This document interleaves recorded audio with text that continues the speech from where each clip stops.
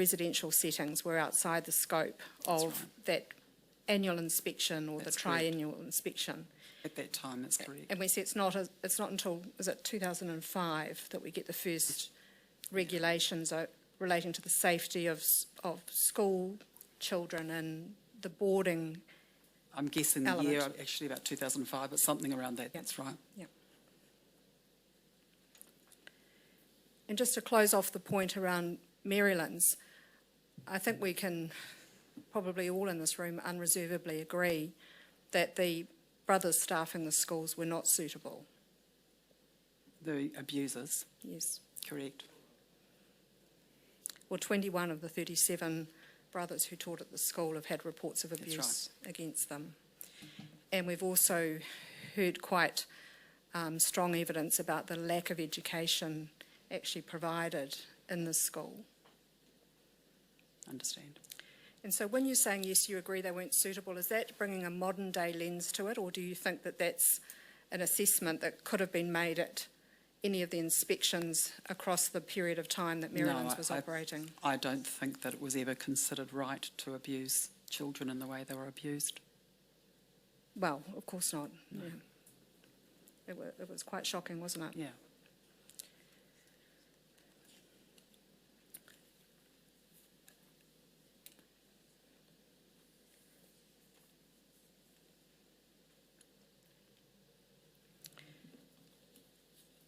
And I'm not going to dwell much on Marylands, but I'm just using it as an example. We see quite a lot of state funding went into Marylands school, and that was through ad hoc grant approved by Cabinet and other payments per child under different regulatory regimes. There's documents that the ministry's provided where the language used is state aid to private schools. And so I think that framed how government was thinking about it at the time. That's right. And in the ministry's notice to produce 468, you've referred to a interdenominational faith lobby group in New Zealand in discussions for state funding in relation to those private schools. And I think we see an incremental approach from the state, where initially they agreed to fund 20% of salaries in private schools from 1970. And then the Minister of Education's chaired a 3-day conference on state aid to private schools in 1973. And a working party was established. And do we agree that coming out of that process is we see the state integration legislation where the government is really upping its state aid to those faith-based schools? Yes, because of the circumstances the state found itself in, of course. So it didn't have its own system. The state system was too immature and too small to take those children on. So it's a bit over a barrel, because I think one of the figures that Helen Hurst gives is that in 1975, 11% of primary students and 18% of secondary students were in faith-based private schools. Right. And so are you agreeing that really it was a conundrum for the government that where would these children go to school if those schools could no longer continue operating? I think it was a very difficult time. I think that 3-day conference, and I wasn't involved with it, but if my history serves me correctly, it was a come into the room and sort this because we need to sort it. You're not allowed out until we've got a solution. And so the solution was that the state would effectively subsidise the faith schools. Well, you can put it that way. You can say that the state would pay the state integrated schools as they would state schools, with the exception of property. And so quite a strong alignment, effectively a partnership between faith and state at that role in relation to the development of that legislative scheme and the funding that flowed under it. Yeah. I'm going to turn to the Catholic data that was publicly released in February of this year. The number to read into the record, CTH 0020759. just while that's being brought up, I think you've familiarised yourself with this document before today. And in a broad picture sense, what the Catholic Church publicly stated is that it had 1,680 reports of abuse by 1,122 individuals. I think I've got that number right. And that's 687 of those reports of abuse related to Catholic educational facilities.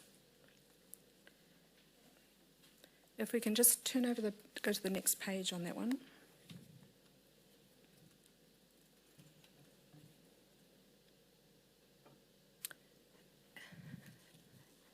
And just over to the next page.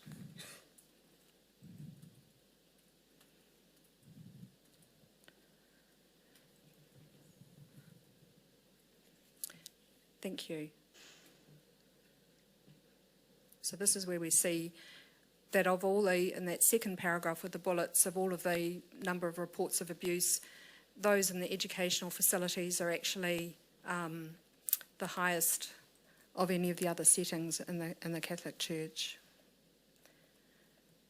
Within this document, they also outline which decades the reports of abuse relate to, and without turning to it now, the majority of those reports are in the 70s. So I think the number is that the 447 reports of abuse related to the 1970s. And we can agree, can't we, that everything we know about reports of abuse, that the numbers that the Church is talking about here will be the tip of an iceberg, in the sense of the barriers to disclosure mean that there will be many people who've not reported abuse to the Church. That's quite possibly the case. Yep.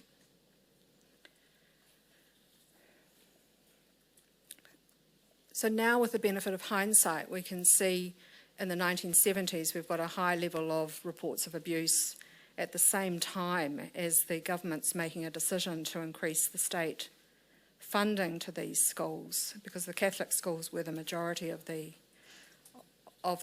integrated schools.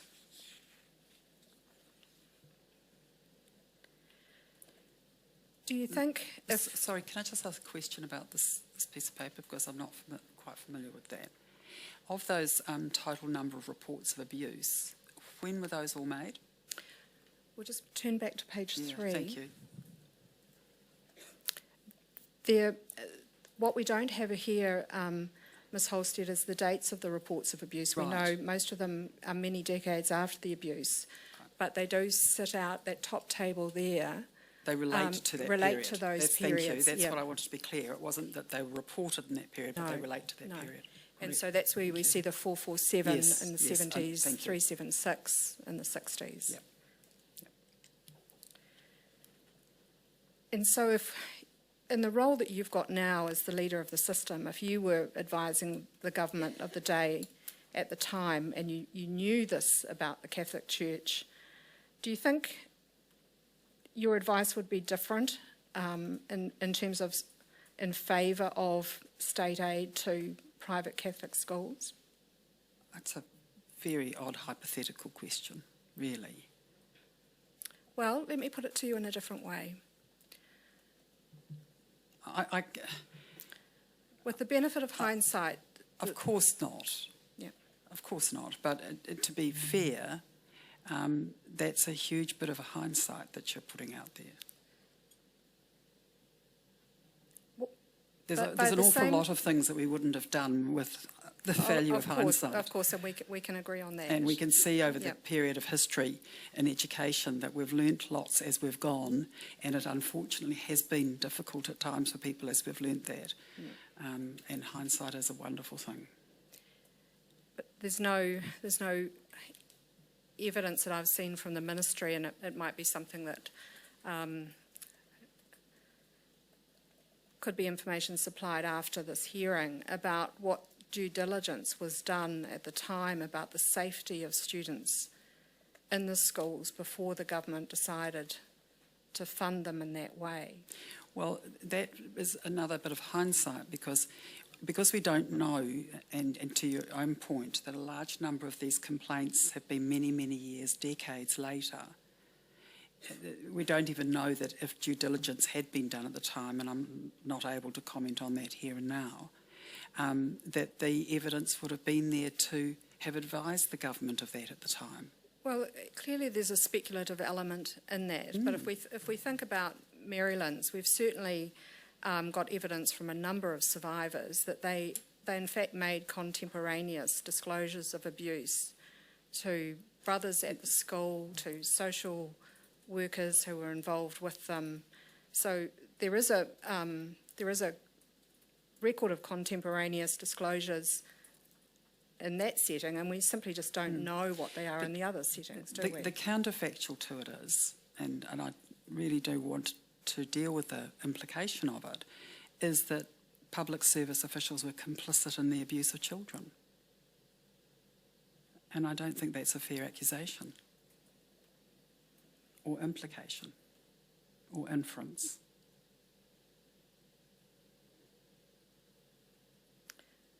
But you don't need to take it that far, do you? It's I'm simply telling you how it sounds.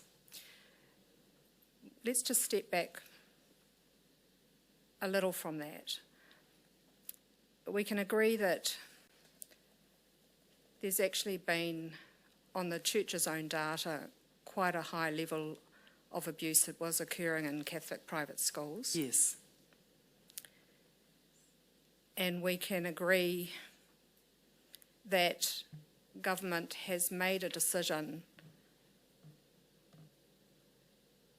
to fund those same schools going forward to enable them to continue. Yes, but to put the two things into the same sentence simply repeats the statement in another way.